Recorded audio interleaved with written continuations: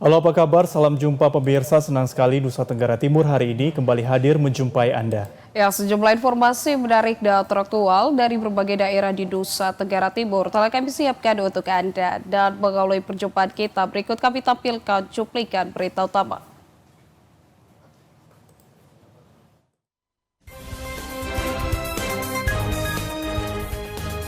Pengungsi mulai terserang ispa dan dermatitis. Bawaslu keluarkan surat himbauan jelang masa tenang.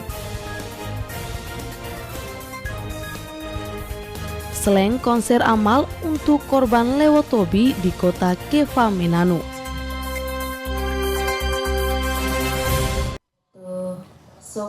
Saudara, 3 cuplikan berita utama tadi akan kami rangkai dengan beragam informasi menarik lainnya. Bersama saya Aldi Soai. Dan saya Dinak Bapak pemirsa, inilah Nusa Tenggara Timur. Hari ini selengkapnya untuk Anda.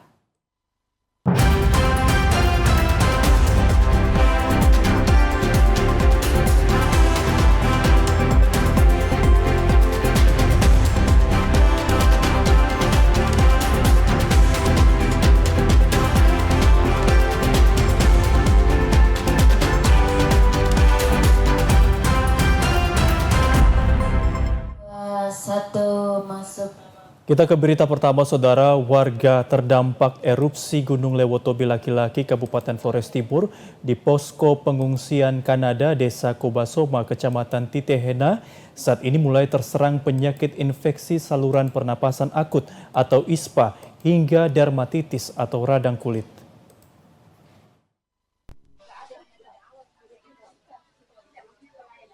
Yosefina Rafaela, salah seorang perawat dari Puskesmas Boru yang membantu warga terdampak erupsi di posko kesehatan Kanada. Desa Kobasoma menjelaskan, data penderita ISPA dan dermatitis di posko pengungsian Kanada saat ini terus mengalami peningkatan. Berdasarkan data penderita ISPA sebanyak 819 kasus, dermatitis 119 kasus, dan hipertensi 186 kasus. Selain itu, warga pengungsi juga menderita penyakit lain seperti vulnus, cepalgia, gastritis, konstipasi, dan beberapa penyakit lain.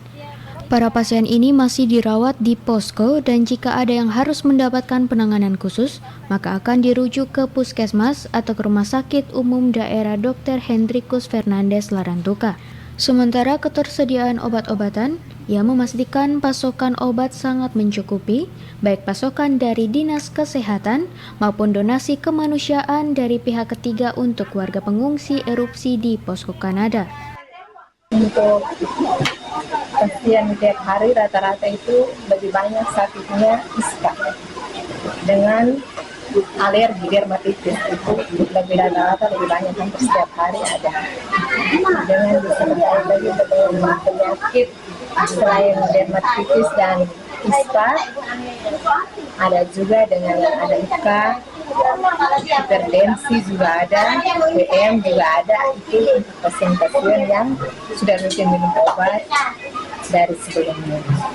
Untuk diketahui, saat ini jumlah pengungsi erupsi Gunung Lewotobi sebanyak 12.761 yang tersebar di 6 pos lapangan dan pengungsian secara mandiri di 9 kecamatan. Sekitar 3.438 orang dari 532 kepala keluarga memilih mengungsi di Kabupaten Sika.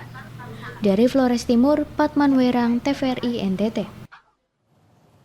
Ya pemirsa, pemilik ulayat lahan etan Krama Kanada yang terletak di Desa Kobasoma, Kecamatan Titehena siap melepaskan lahannya seluas 50 hektar dengan nilai 5 miliar rupiah. Namun demikian masih menunggu kelanjutan karena dari hasil pertemuan ini belum ada kata sepakat antara pemerintah dan para pemilik ulayat.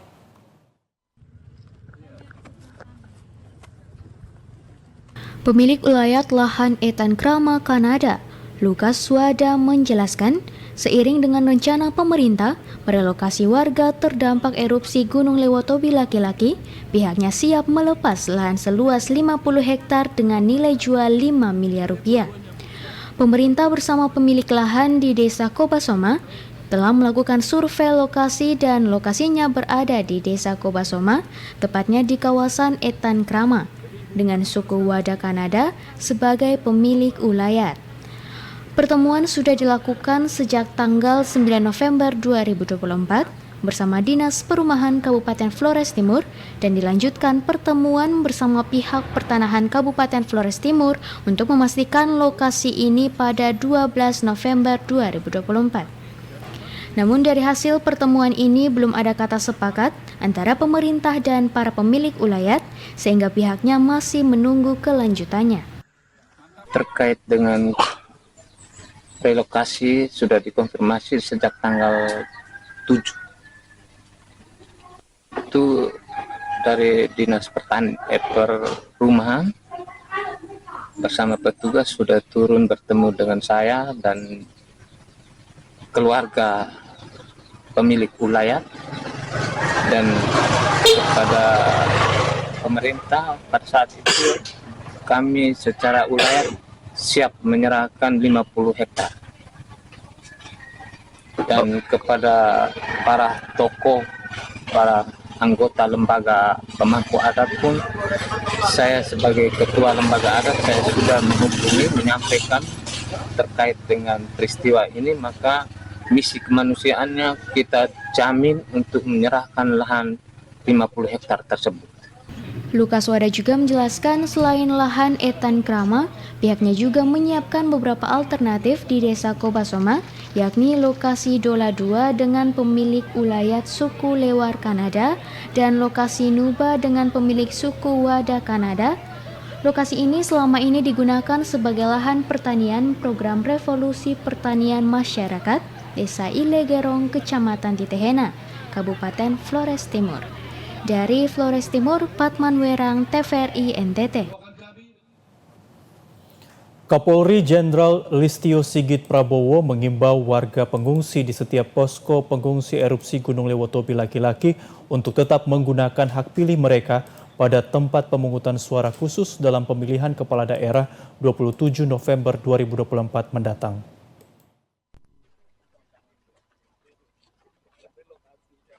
Kapolri Jenderal Polisi Listio Sigit Prabowo menegaskan meskipun dalam kondisi bencana dan harus berada di posko pengungsian, namun warga pengungsi dihimbau untuk tetap mengikuti pencoblosan di TPS khusus yang disiapkan di setiap posko pengungsian.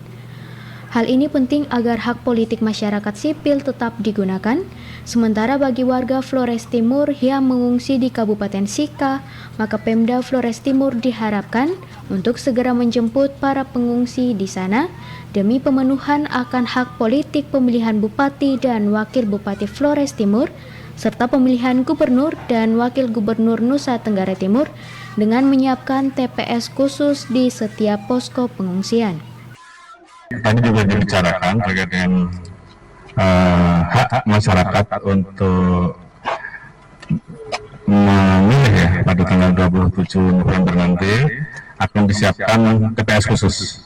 Memang tadi kita mendapatkan informasi ada juga yang mengungsi di Sika, dan tentunya itu kita himbau pada saat nanti tanggal 27 untuk mengikuti pencoblosan di TPS khusus yang disiapkan di sini, karena memang berbeda kabupaten, sehingga apabila ingin haknya bisa dipenuhi, tentu harus melaksanakan pemilihan suara di wilayah Flores Timur di TPS khusus yang sudah disiapkan. Dan itu sebagai tambahan. Untuk diketahui berdasarkan data jumlah pengungsi, sebanyak 12.761 orang yang tersebar di 6 posko lapangan pemerintah, antara lain 1.443 orang pengungsi di Pos Lap Konga, 573 orang pengungsi di Pos Lap Bokang, 1.191 orang pengungsi di Pos Lap Lewolaga, 1.092 orang pengungsi di Puslap Eputobi, 703 orang pengungsi di Poslap Kobasoma, dan 159 orang pengungsi di Poslap Ilegerong. Sementara pengungsi di Kabupaten Sika sebanyak 3.438 orang dari 532 kepala keluarga. Dari Flores Timur, Patman Werang, TVRI NTT. Ya pemirsa, jalan kabupaten di Desa Kobasoma, Kecamatan Titehena, Kabupaten Flores Timur yang menjadi akses utama bagi para warga pengungsian erupsi Gunung Lewotobi laki-laki saat ini dalam kondisi rusak parah. Kerusakan jalan ini membuat mobilitas barang dan jasa ke lokasi pengungsian menjadi sedikit terhambat.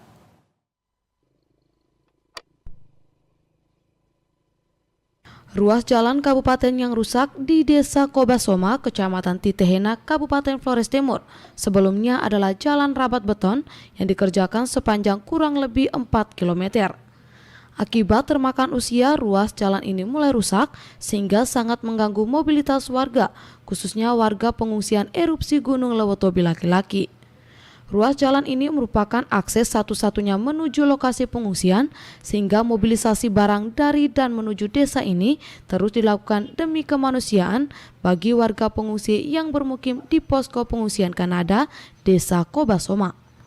Sebagai akses utama yang nantinya juga akan menjadi ruas jalan utama bagi warga terdampak yang akan direlokasi dan mendiami lokasi di Desa Kobasoma, maka Pemda Flores Timur tentunya punya pekerjaan besar tambahan selain membangun pemukiman relokasi bagi warga terdampak erupsi Gunung Lewotobi, juga harus memperbaiki ruas jalan di desa ini demi memperlancar mobilisasi barang dan jasa di kawasan permukiman baru nanti. Dari Kabupaten Flores Timur, Patman Werang, TVRI NTT. Kapolri Jenderal Polisi Listio Sigit Prabowo mengunjungi warga pengungsi di 3 pos pengungsian terdampak erupsi Gunung Lewotobi laki-laki, Kabupaten Flores Timur. Kehadiran Kapolri untuk memastikan terpenuhinya kebutuhan pengungsi, baik pasokan makanan, air bersih, serta layanan kesehatan. Selain itu, untuk memastikan kesiapan warga pengungsi untuk direlokasi sesuai arahan pemerintah.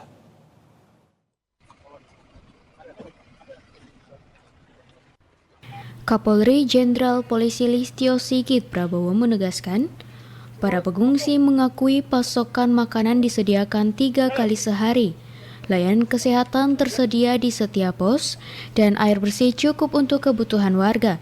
Selain itu, bantuan trauma healing juga diberikan kepada para korban untuk mengatasi dampak psikologis akibat bencana. Sementara ini, pembelajaran bagi anak-anak di pengungsian sudah mulai berjalan, meskipun belum sepenuhnya normal. Kapolri juga berdialog dengan warga mengenai rencana relokasi ke tempat yang lebih aman dari ancaman erupsi Gunung Lewotobi. Sebagian besar warga mendukung relokasi namun menginginkan lokasi baru tetap dekat dengan kebun atau lahan pertanian dan peternakan mereka. Ini kami datang mengunjungi beberapa pos untuk memastikan terkait dengan kepastian pelayanan dari pemerintah, khususnya terkait dengan masalah makanan, terkait dengan masalah kebutuhan air dan kebutuhan kesehatan. Jadi kita cek tadi makan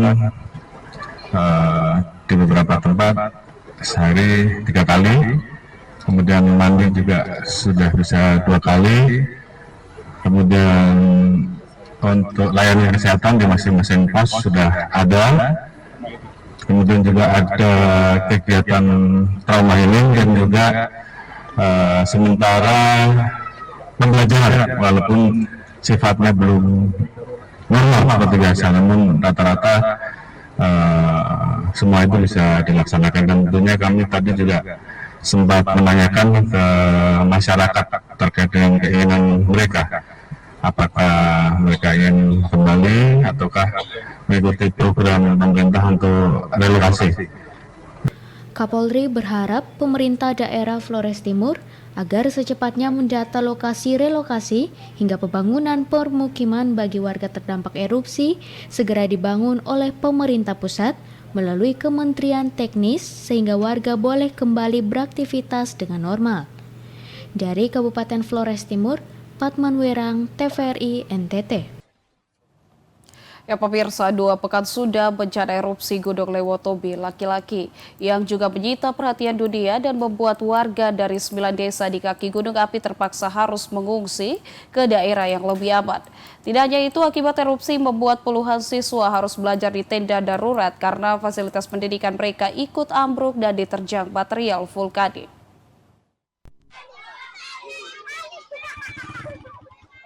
Meskipun aktivitas belajar mengajar dilaksanakan di bawah tenda pengungsian, namun peserta didik penghuni posko pengungsi Kanada menikmati kegiatan pembelajaran di tenda ini dengan sukacita dan riang gembira. Meskipun harus menikmati suasana panas di dalam tenda pengungsian, serta tidak memiliki kursi dan meja belajar yang layak dan hanya beralaskan terpal dan tikar, tidak membuat anak-anak ini patah semangat. Mereka terlihat serius belajar walau tanpa bapak ibu guru pengasuh mata pelajaran di sekolahnya, serta tak lagi duduk berdampingan dengan teman sekelas di sekolah sebelumnya. Mereka terpaksa berbaur dengan teman seusianya dari berbagai desa di bawah satu tenda pembelajaran. Anak-anak ini pun harus berkumpul di tenda pengungsi untuk menikmati pembelajaran dan dibimbing pamong pendidikan yang peduli demi mengembalikan psikologis anak atas peristiwa bencana erupsi Gunung Lewotobi yang telah meluluhlantakan mimpi dan cita-cita generasi bangsa dari Ilebura dan Wulanggitang. Dari Kabupaten Flores Timur, Patman Werang, TVRI NTT. Saudara, informasi seputar Pilkada 2024 akan kami hadirkan bagi Anda sesaat lagi. Tetaplah bersama kami.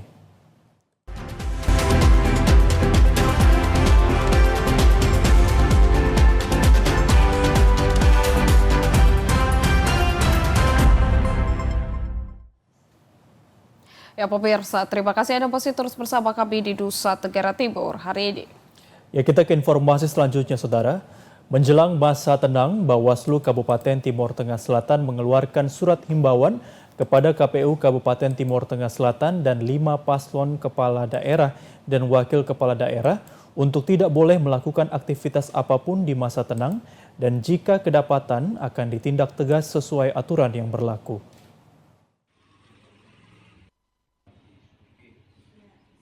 Koordinator Divisi Penyelesaian Sengketa Pemilihan Umum Bawaslu Kabupaten Timur Tengah Selatan menjelaskan, Longinus Ulan mengatakan sebelum pelaksanaan masa tenang 3 hari sebelum pelaksanaan pemungutan suara, pihak Bawaslu Kabupaten Timur Tengah Selatan telah mengeluarkan surat himbauan sekaligus penegasan kepada KPU Kabupaten Timur Tengah Selatan dan 5 paket pasangan calon bupati dan wakil bupati untuk tidak boleh melakukan aktivitas dalam bentuk apapun selama masa tenang tanggal 24 November 2024 hingga tanggal 26 November 2024.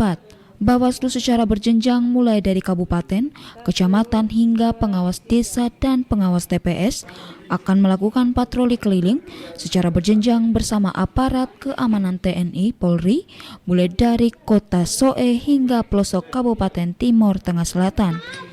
Jika dalam masa tenang ditemukan ada paket paslon atau tim pemenangan yang melaksanakan aktivitas politik, maka Bawaslu akan mengeluarkan tindakan tegas tanpa kompromi. Masa tenang itu mulai berlangsung tanggal 24 November, 25 dan 26, 3 hari sebelum hari H pencoblosan. Untuk pos pengawasan di Bawaslu Kabupaten TS, baik di tingkatan kabupaten, berjenjang sampai kecamatan, panwas desa maupun kelurahan, sampai panwas TPS nanti, kita sudah lakukan penguatan kapasitas secara. Himbauan Bawaslu Kabupaten Timur Tengah Selatan diberikan kepada 5 paket pasangan calon bupati dan wakil bupati sejak Senin 18 November 2024 atau jauh-jauh hari agar semua pihak bisa memahami imbauan tersebut. Dari Kabupaten Timur Tengah Selatan, Evan Baitanu, TVRI NTT. Ya pemirsa, setelah menerima kekurangan surat suara sebanyak 591 surat suara dari KPU Provinsi untuk pemilihan Bupati dan Wakil Bupati Timur Tengah Selatan, KPU Timur Tengah Selatan kemudian mulai melakukan pengepakan surat suara dan logistik lainnya ke dalam kotak suara.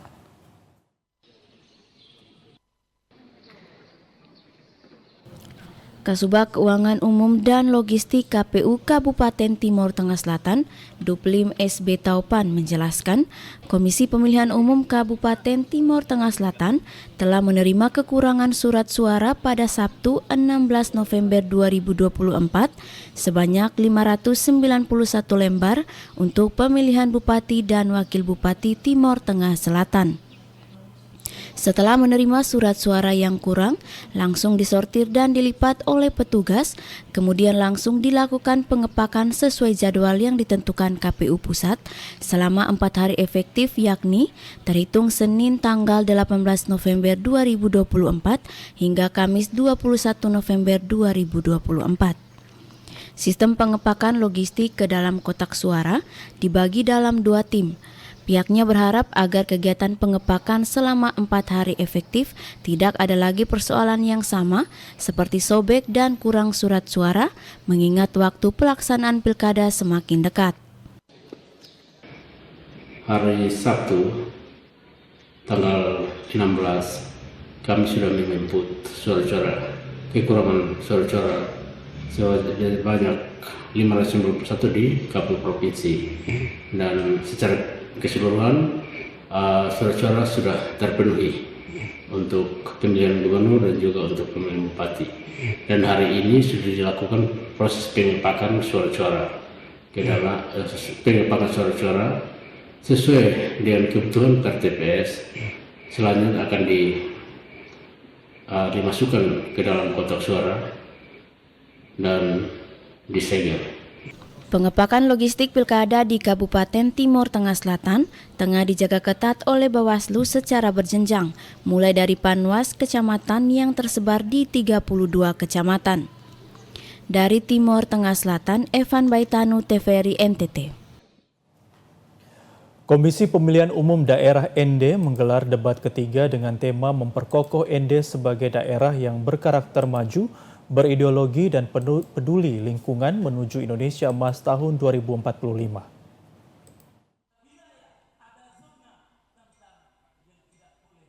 Ketua KPUD ND Wilhelmus Hermantolose mengatakan debat ketiga merupakan debat terakhir dan pilkada tinggal seminggu lagi. Karena itu ia berharap kepada masyarakat ND untuk menjaga keharmonisan di bumi rahim Pancasila. Debat ketiga mengambil tema memperkokoh ND sebagai daerah yang berkarakter maju, berideologi dan peduli lingkungan menuju Indonesia Emas tahun 2045. Ketua KPU ND berharap dengan debat terakhir ini masyarakat Kabupaten ND bisa menentukan sikapnya untuk memilih pemimpin yang bisa memimpin ND 5 tahun ke depan. Dari Kabupaten ND, Obitani, TVRI NTT. Ya pemirsa, kita beralih ke Kabupaten Kupang. Paket Gemoy Yosep Lede Airun Titu Eki melaporkan tindak pidana perbuatan tidak menyenangkan yang dilakukan oleh salah satu warga Kelurahan Tunbaun, Kecamatan Abarasi Barat ke Polres Kabupaten Kupang.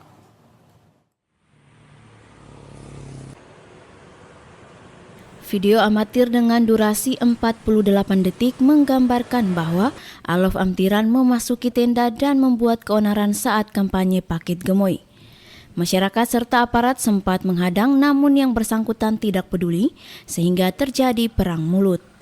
Aparat kemudian menggiring Alof keluar tenda agar tidak mengganggu jalannya kampanye. Terkait dengan insiden tersebut, paket Gemoy Joseph Lede dengan bijak menempuh jalur hukum. Ketika ditemui usai melaporkan ke Polres Kabupaten Kupang, Joseph Lede mengatakan perbuatan yang dilakukan Alof Amtiran sangat merugikan dirinya sebagai kandidat calon bupati serta mencederai demokrasi. Untuk itu pihaknya meminta aparat penegak hukum mengusut kasus ini hingga tuntas agar perbuatan yang sama tidak terjadi lagi di daerah lain. Kami datang di sini untuk melaporkan secara resmi terhadap bukan saja pelanggaran pemilu, tapi perbuatan pidana yang dilakukan oleh oknum Alof Amtiran. Bagi saya ini sebuah perencanaan yang dilakukan oleh oknum tersebut, karena dia kemarin itu melakukan 2 kali. Termasuk juga dia mengancam aparat. Dari Kabupaten Kupang, Max Foni, TVRI NTT. Ratusan mantan tenaga harian lepas di Kabupaten Manggarai Timur kembali menggelar aksi unjuk rasa di depan gedung DPRD, kantor Bupati dan BKPSDM Manggarai Timur.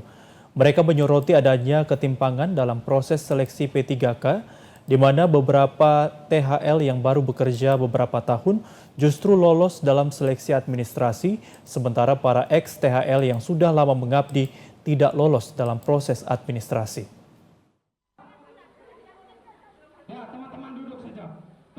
Dalam aksinya, mereka menyuarakan kekecewaan atas hasil seleksi pegawai pemerintah dengan perjanjian kerja yang dinilai tidak adil. Mantan THL ini juga menyoroti adanya ketimpangan dalam proses seleksi P3K, di mana beberapa THL yang baru bekerja beberapa tahun justru lolos dalam seleksi administrasi, sementara para ex-THL yang sudah lama mengabdi tidak lolos dalam proses administrasi. Koordinator lapangan Victor Tasal menegaskan bahwa mereka hanya menuntut keadilan dan kesempatan yang sama untuk mengikuti seleksi P3K. Dirinya berharap pemerintah pusat dapat memberikan perhatian serius terhadap permasalahan yang mereka hadapi. Sebelumnya, perwakilan ex-THL Manggarai Timur telah bertemu dengan Komisi 2 DPR RI untuk menyampaikan aspirasi mereka. Dalam pertemuan tersebut, Komisi 2 DPR RI meminta Kementerian PAN-RB untuk memberikan kelonggaran bagi ex-THL yang terdata di BKN untuk mengikuti seleksi P3K. Namun hingga saat ini, Kementerian PAN-RB belum memberikan respons positif terhadap permintaan tersebut. Diketahui bahwa demonstrasi ini bakal digelar selama 3 hari. Dari Kabupaten Manggarai Timur, Paul Tengko, TVRI NTT. Ya pemirsa, Puskesmas Batakte Kecamatan Kupang Barat menjadi puskesmas model penerapan integrasi layanan prima atau ILP bagi semua puskesmas di Kabupaten Kupang.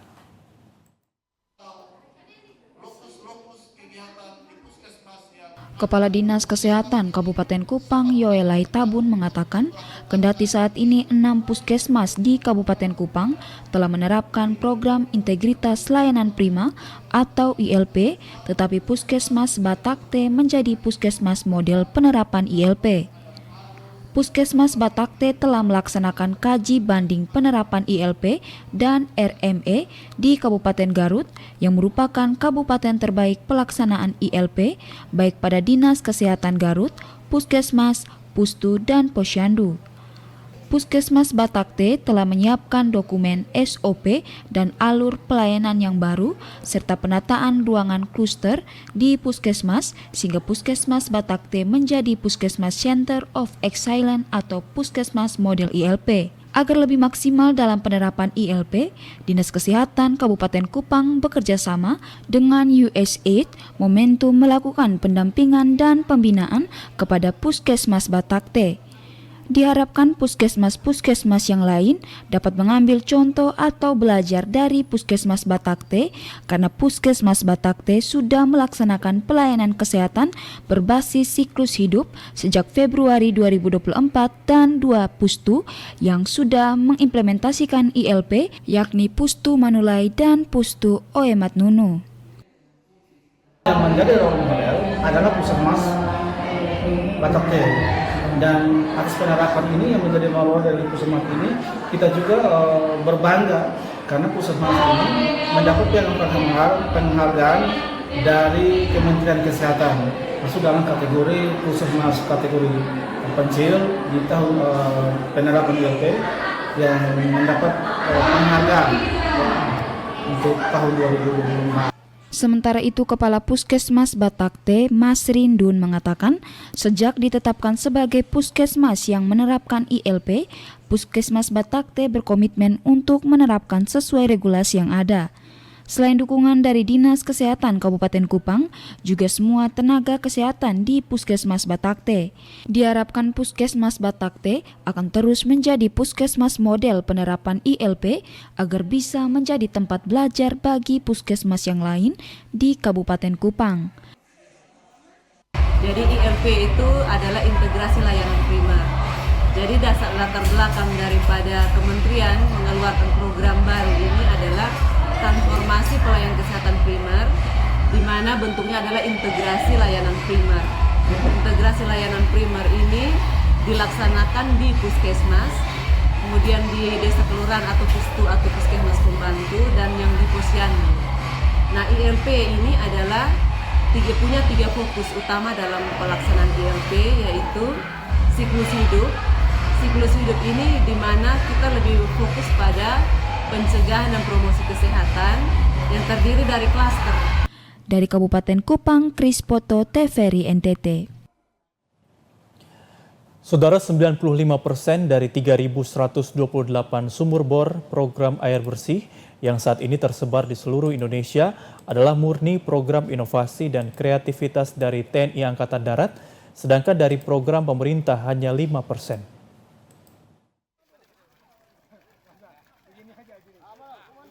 Dandim 1604 Kupang, Kolonel Infantri Wiwit Jalu Wibowo saat meresmikan secara serentak 3 sumur bor di Kabupaten Kupang dan Kota Kupang menyesalkan adanya statement yang mengatakan bahwa TNI Angkatan Darat selama ini hanya mengeksekusi program dari pemerintah pusat. Tentunya hal tersebut tidak benar karena sejauh ini program air bersih sejumlah 3.128 titik yang tersebar di seluruh Indonesia. 95% adalah murni program inovasi dan kreativitas dari TNI Angkatan Darat. Sementara hanya 5% yang dikerjakan oleh pemerintah. Di wilayah Nusa Tenggara Timur juga dilaksanakan secara masif karena ada inovasi dan kreativitas dari TNI yang dipelopori oleh salah satu putra daerah terbaik Nusa Tenggara Timur. Untuk itu masyarakat harus bangga karena mempunyai seorang putra daerah yang peduli dan mau membantu kesulitan-kesulitan masyarakat di wilayah NTT. Sementara khusus di wilayah Kodim 1604 Kupang, secara masif juga telah dibangun kebutuhan sumur bor bagi masyarakat yang kesulitan air bersih sebanyak 24 titik. Selain itu juga termasuk pompa hidram yang juga secara masif dibangun di Kabupaten Kupang. Adapun pembangunan air secara masif dibangun melalui program Manunggal Air di Nusa Tenggara Timur dan khususnya di Kabupaten Kupang. Karena kebutuhan akan air bersih sangat penting bagi masyarakat, terutama untuk kebutuhan rumah tangga, pertanian, peternakan, dan lain sebagainya. Saya sangat menyesali dengan statement bahwa TNI AD hanya sebagai pengeksekusi, hanya sebagai eksekusi program dari pusat. Ada 3.128 titik tersebar di Indonesia. Itu 5% yang dari pusat. Selebihnya 95% itu atas inovasi dan kreativitas dari TNI. Termasuk yang di NTT sini. Nah, kita laksanakan pembangunan di NTT sini secara masif ya. Karena dari NTT inilah ada inovasi, ya, ada inovatif tentang pembangunan sumur bor yang dipelopori oleh salah satu putra daerah terbaik NTT, ya. Harusnya kita bangga punya putra daerah terbaik NTT yang peduli terhadap kesulitan masyarakat sekitarnya. Dari Kabupaten Kupang, Krispoto, TVRI NTT. Ya pemirsa, warga desa Kota Bes, Kecamatan Awarasi, Kabupaten Kupang merasa senang karena sudah bisa menikmati sarana air bersih bantuan pemerintah Kabupaten Kupang melalui Dinas PUPR.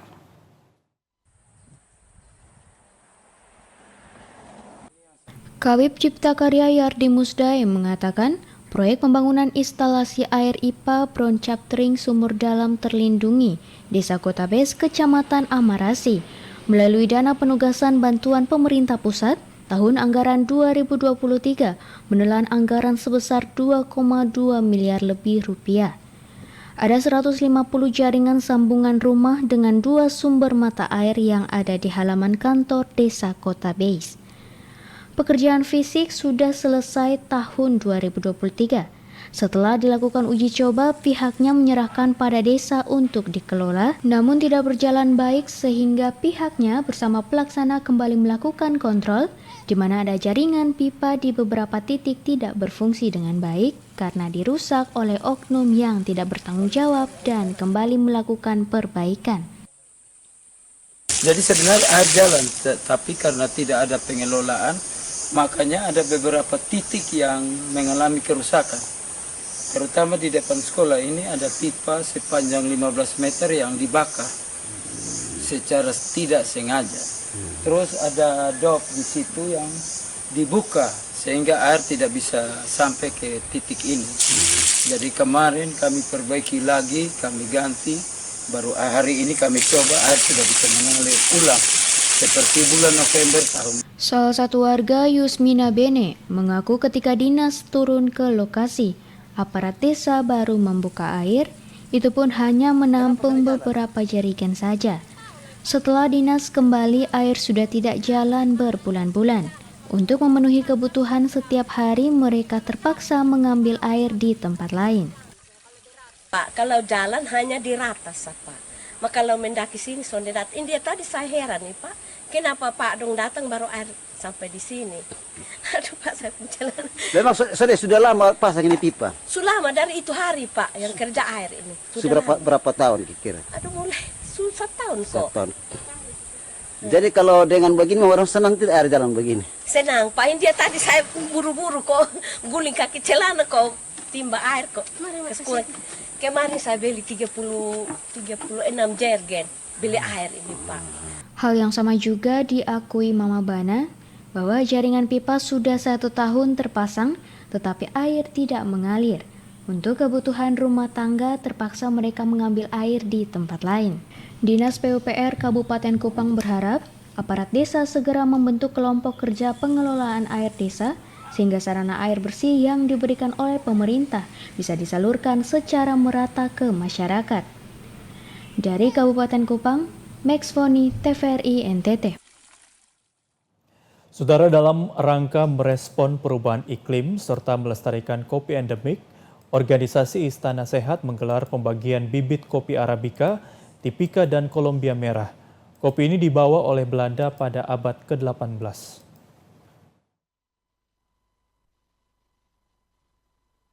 Ribuan bibit kopi Arabica, Tipika, dan Colombia Merah atau kopi Belanda dibagikan oleh organisasi Istana Sehat kepada kelompok kopi di 21 desa yang berada di sekitar Gunung Kelimutu.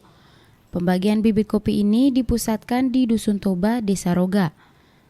Karena Dusun Toba merupakan salah satu dusun yang saat ini menjadi dusun penghasil kopi terbaik di Kabupaten Ende.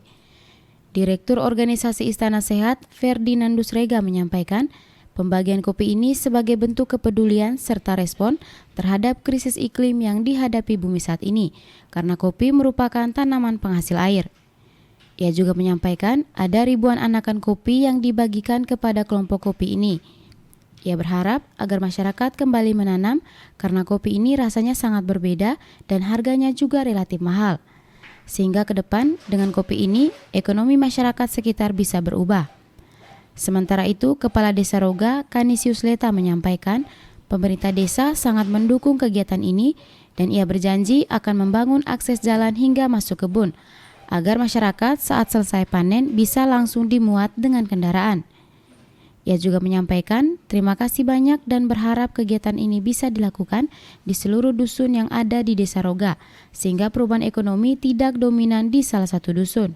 Sudah lebih dari 350 tahun tetap hidup dan memberi buah yang melimpah hari ini untuk bisa menghidupi seluruh keluarga-keluarga, khususnya keluarga di Toba, di Desa Roga, di Kecamatan Dona Timur, Kabupaten Ende ini, yang nanti juga akan diikuti oleh 21 kelompok dari 21 desa di kawasan pegunungan Kelimutu, Kabupaten Ende Flores, dan juga ada kelompok dari Kabupaten Manggarai Timur, khususnya di Mamba atau di Elar Selatan.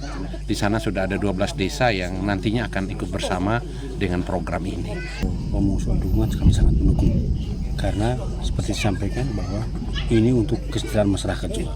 Untuk meningkatkan ekonomi masyarakat Dusun Toba, hanya saya nanti akan berdiskusi dengan Pak Fedi sebagai Ketua Istana Sehat, supaya di Desa Roga jangan hanya Dusun Toba, tetapi di semua dusun yang ada di Desa Roga, kita mengembangkan hal ini juga kopi. Lalu kalau omong dukungan dari pemerintah hanya menyiapkan infrastruktur.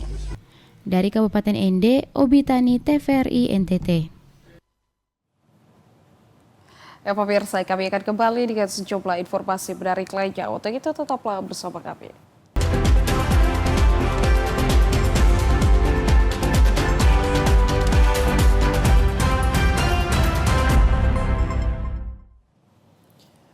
Terima kasih Anda masih bersama kami di Nusa Tenggara Timur hari ini. Ya pemirsa, kita beralih ke informasi lainnya. Peduli akan pengembangan motorik anak, anggota Babin Kantipmas Keva Manado Utara Timur Tengah Utara membagikan buku gambar dan pensil warna kepada anak PAUD di wilayah pinaannya.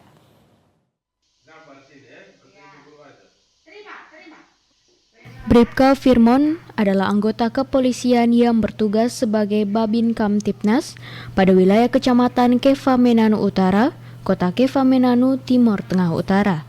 Anggota polisi dari Satuan Lalu Lintas tersebut menunjukkan kepeduliannya terhadap pendidikan anak usia dini dengan memberikan bantuan berupa buku gambar dan pensil warna kepada anak-anak PAUD Peboko di wilayah binaannya. Tentunya sumbangan yang diberikan itu mempunyai maksud dan tujuan. Menurut Bribka Firmon, hal ini ia lakukan untuk memacu semangat anak-anak yang ada untuk belajar sekaligus melatih kemampuan motorik mereka. Saya datang mengunjungi PAUD ini, sekaligus melakukan patroli, melakukan pengontrolan, dan memberi semangat kepada anak-anak PAUD dengan cara saya membelikan mereka buku gambar sama alat gambar, pensil gambar, sehingga membuat semangat untuk belajarnya ada. Yang mungkin selama ini dari orang-orang luar sana belum pernah mengunjungi PAUD ini. Besar harapan kami ya ketika kami melakukan hal ini, mungkin orang-orang luar sana bisa tergerak hati untuk bisa sama-sama memberikan spirit atau semangat kepada anak-anak PAUD dengan cara kita membawa sesuatu untuk mereka. Juliana Sako, pengelola PAUD Peboko, mengungkapkan rasa terima kasihnya atas perhatian dan bantuan yang diberikan ini. Dengan demikian, anak didiknya akan memiliki lebih banyak sumber belajar yang menarik dan edukatif. Ucapkan terima kasih atas perhatian dari bapak-bapak dari kepolisian untuk anak-anak PAUD yang ada di Keva Utara. Semoga kegiatan ini tidak sebatas di sini saja, tapi bisa berkelanjutan di masa-masa yang mendatang. Kami butuh bantuan seperti apa, kami akan sampaikan kepada Bapak. Dari Kabupaten Timur Tengah Utara, Joseph Praso, TVRI NDT. Kita ke informasi lainnya, Saudara. Grup band ternama Tanah Air Slang menggelar konser amal di Kota Keva Manado, Timur Tengah Utara bagi korban erupsi Gunung Lewotobi, Flores Timur.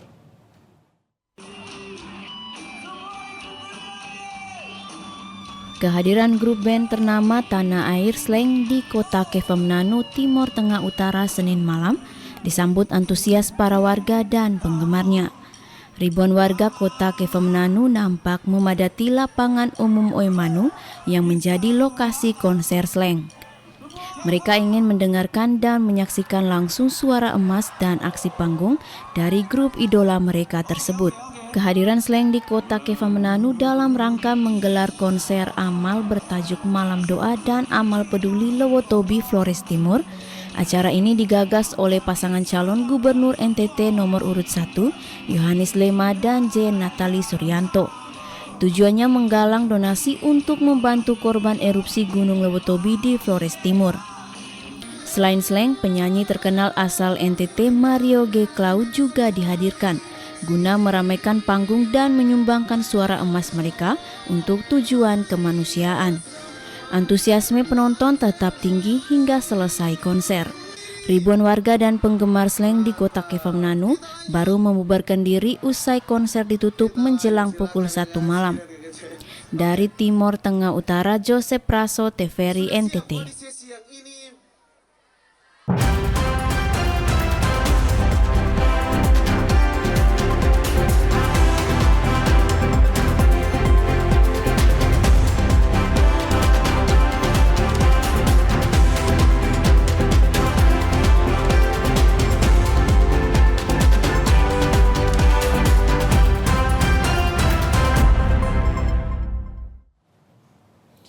Saudara, informasi tadi sekaligus mengakhiri kebersamaan kita kali ini. Ya pemirsa, terus saksikan Nusa Tenggara Timur. Hari ini yang menyajikan informasi secara santun, lugas, dan berimbang hanya di TVRI NTT Media Pemersatu Bangsa. Akhir kata saya Nina Mova. Dan saya Revaldi Soai mewakili seluruh kerabat kerja yang bertugas mengucapkan terima kasih atas kebersamaan Anda. Selamat melanjutkan aktivitas Anda dan sampai jumpa.